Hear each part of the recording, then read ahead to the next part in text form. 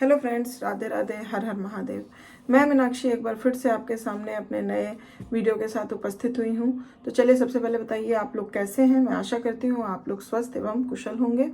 तो चलिए इसी के साथ मैं बताती हूँ कि आज इस सेशन में हम किस बारे में बात करेंगे। Young children in early childhood period में हम बातें करेंगे। जैसा कि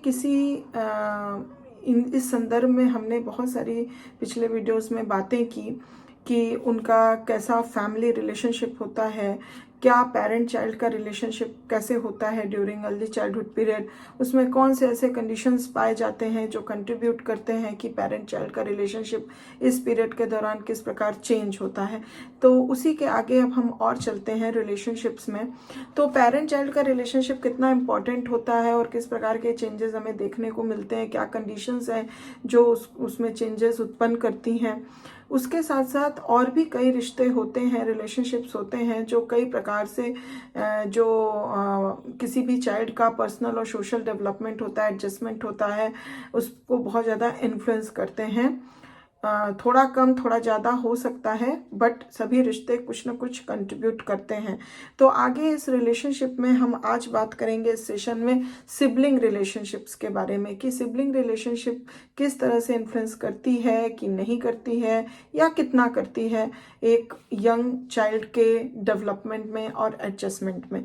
तो मैं आशा करती हूँ कि आप वीडियो में अंत तक ज़रूर बने रहेंगे और अगर अभी तक चैनल को सब्सक्राइब नहीं किया है तो प्लीज़ जल्दी से सब्सक्राइब करिए। और इसी के साथ हम आगे बढ़ते हैं। The pleasant relationship between babies and their siblings starts to deteriorate during the second year of life, but by the time babies become young children, the relationship is often frictional.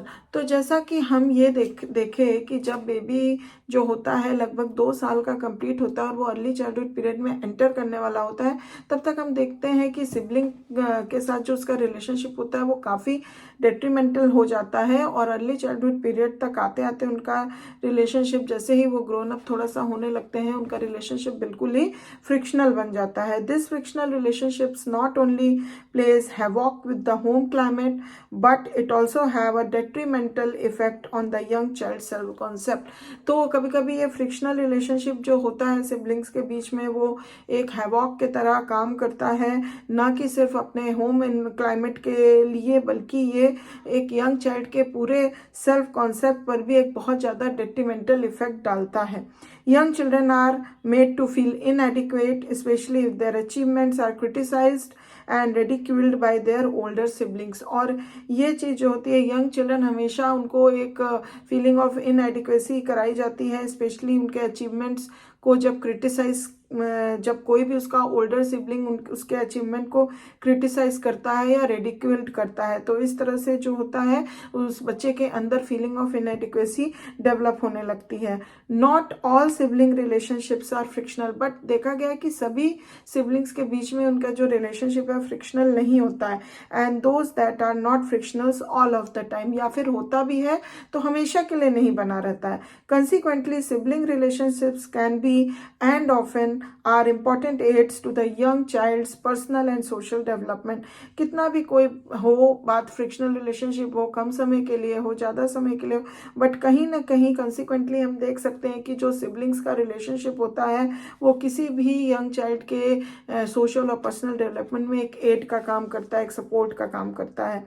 From their siblings, for example अगर हम देखें, young children learn to evaluate their own behaviour. तो अपने sibling से young children जो होते हैं वो अपने ओन बिहेवियर को इवेलुएट या लर्न कर पाते हैं as others do and to think of themselves as others thinks of them. और जैसा कि दूसरे उनके बिहेवियर के बारे में कैसा सोचते हैं ये वो खुद से जज कर पाते हैं, थिंक कर पाते हैं अपने बिहेवियर के बारे में। Older siblings serve as a role models to imitate, and by so doing young children learn not only the socially approved behavior patterns of the group with which they are identified, but also those which are considered appropriate for their sex. तो कभी कभी क्या होता है, older siblings को या अपने siblings को देख के बच्चे जो हैं वो इमिटेट करते हैं, क्योंकि और उस तरह का इमिटेशन करते हैं जो सोशल ग्रुप के हिसाब से सोशली अप्रूव बिहेवियर होते हैं, क्योंकि जो सिबलिंग्स होते हैं, ओल्डर सिबलिंग्स खास करके, वो अप्रूव बिहेवियर करते हैं तो उनको इमिटेट यंगर सिबलिंग्स करने लगते हैं, और इस तरह से वो approved appropriate behaviour, socially appropriate behaviour करने लग जाते हैं। साथ ही साथ अपने सेक्स अप्रोप्रिएट बिहेवियर्स भी वो लर्न करते हैं। Whether the siblings are older or younger, they contribute emotional security and teach young children how to show affection for others। तो सिबलिंग्स चाहे ओल्डर हो या यंगर हो, वो कहीं ना कहीं इमोशनल सिक्योरिटी बहुत ज़्यादा कंट्रीब्यूट करता है अपने सिबलिंग को, और ख़ास करके यंग चिल्ड्रन को कि दूसरों के प्रति कैसे अफेक्शन रखना है, कितना अफेक्शन होना चाहिए, ये सारी चीज़ें जो है बच्चे के अंदर डेवलप होती है, और ये जो सिबलिंग्स होते हैं वो कंट्रीब्यूट करते हैं। फर्दर मोर, अगर इसके आगे हम देखें, all children learn in a family where there are siblings to play certain roles. तो जहाँ पे ऐसी फैमिली जहाँ पे कई सारे सिबलिंग्स हों, तो वो कई प्रकार के रोल्स प्ले करना एक दूसरे के साथ सीखते हैं। In a family where there are siblings depending on their sex, मतलब अपने सेक्स के अनुसार, या कई सारे हैं सिबलिंग्स तो वो एक दूसरे के साथ किसी न किसी प्रकार का रोल प्ले करते हैं। तो वो ये क्या होता है, their ordinal positions in the family, जिस प्रकार उनका ऑर्डिनल पोजीशन होता है, फर्स्ट बॉर्न है, लास्ट बॉर्न है, मिडिल बॉर्न है, तो उस हिसाब से वो लोग क्या होता है, या फिर अपने एज डिफरेंसेस के हिसाब से वो अलग अलग रोल प्ले करते हैं। This is an important aid to their socialization, और ये उनका बहुत ही बेहतरीन और इम्पॉर्टेंट एड हम कह सकते हैं, सपोर्ट कह सकते हैं, उनके सोशलाइजेशन में काम आता है। Because in the peer group they will be expected to play a specific role whether then of leader or follower. तो कभी कभी क्या होता है, जब एक फैमिली में कई सारे सिबलिंग्स होते हैं तो उनका एज डिफरेंसेस कई होता है, कोई जेंडर डिफरेंसेस होता है, प्लस क्या कहते हैं ऑर्डरिंग अलग अलग होती है, तो इस हिसाब से वो अपना अलग अलग रोल प्ले करते हैं। तो they learn how to behave in a appropriate manner in a group. तो इससे क्या होता है, जब कभी वो मतलब जब अपने पीयर ग्रुप के बीच में जाते हैं तो उनको कई सारे स्पेसिफिक रोल्स प्ले करने पड़ते हैं सोशल ग्रुप के अनुसार। तो ये उनको बहुत सपोर्ट करता है फैमिली के विद इन, जो वो सीखे रहते हैं उनको बाहर के अपने पीयर ग्रुप में बहुत ज़्यादा सपोर्ट मिलता है, जिससे कि वो बड़े आसानी से कभी फॉलोअर बन सकते हैं, कभी लीडर बन सकते हैं। तो उनको हर प्रकार के रोल प्ले करने और एक्सपेक्ट करने का मतलब एक बहुत ज़्यादा लर्निंग हो जाती है। Even sibling quarrels provide a valuable learning experience for young children। तो जो जैसे देखा गया है कि आपस में जो सिबलिंग्स होते हैं कभी कभी क्वेरलिंग भी करते हैं, फाइटिंग करते हैं, तो ये भी एक बहुत वैल्यूएबल लर्निंग देता है यंग चिल्ड्रन के अंदर। From these quarrels they discover what other children will and will not tolerate। तो इससे बच्चों को ये ज्ञान प्राप्त होता है कि जो दूसरे बच्चे होंगे या दूसरे पेयर ग्रुप के मेंबर्स होंगे वो क्या हमारे बिहेवियर को टॉलरेट करेंगे और क्या नहीं टॉलरेट करेंगे, and learn how to be good losers as well as gracious winners. और इससे वो दोनों तरह की चीज़ों को मतलब एक्सपेक्ट कर लेना या फिर दोनों तरह की चीज़ों को एक्सेप्ट कर लेना सीखते हैं, कि या तो वो बहुत गुड लूजर्स भी बनने के लिए रेडी रहते हैं, अपने आप को एकदम रेडी रखते हैं, या फिर ग्रेशियस विनर्स, तो कभी विन कर सकते हैं, कभी लूज कर सकते हैं, हर तरह से वो अपने आप को प्रिपेयर कर पाते हैं। While only children are spared sibling quarrels and have the undivided attention of their parents।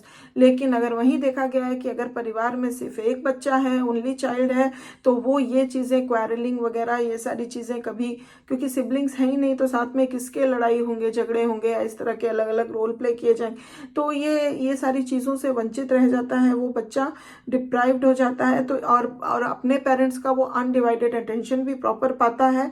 तो इस वजह से क्या होता है, they are deprived of the social learning. तो जो सोशल लर्निंग होती है उससे वो पूरी तरह से डिप्राइव्ड हो जाता है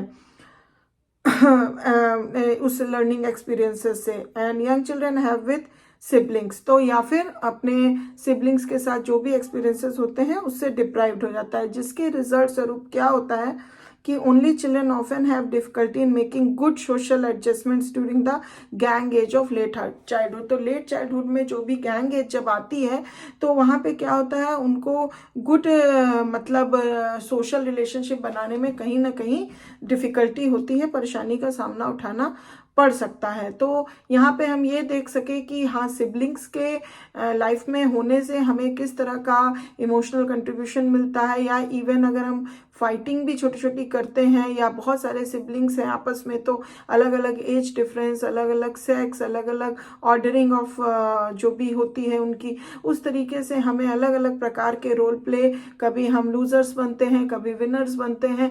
तो हम इस तरह से अपने आप को लेट चाइल्डहुड में जब एंटर करते हैं तो बच्चा अपने आप को पूरी तरह से प्रिपेयर कर पाता है हर तरह के अप एंड डाउन्स को झेलने के लिए या चैलेंज को फेस करने के लिए। वो अपने आप को मेंटेन कर पाता है और प्रिपेयर कर पाता है। तो हम ये देख पाए कि सिबलिंग्स का होना भी कितना ज़्यादा इम्पोर्टेंस रखता है सोशलाइजेशन के लिए एंड यंग चाइल्ड के पर्सनल और सोशल एडजस्टमेंट्स के लिए। तो आज के लिए बस इतना ही। मैं आशा करती हूँ कि आपको ये जानकारी पसंद आई होगी। अगर अच्छी लगी है तो प्लीज़ एक लाइक ज़रूर दे दीजिए। अभी तक सब्सक्राइब नहीं किया है तो कर दीजिए, जिससे आपका मेरा संपर्क यूं ही बना रहे और आपको ऐसे ही अच्छी अच्छी जानकारियाँ मिलती रहें। मैं अगले वीडियो में फिर आपके सामने आऊँगी अपने न्यू टॉपिक के साथ। तब तक अपना, and thanks for watching my video. तब तक अपना ध्यान रखिए, ख्याल रखिए। Bye bye, take care.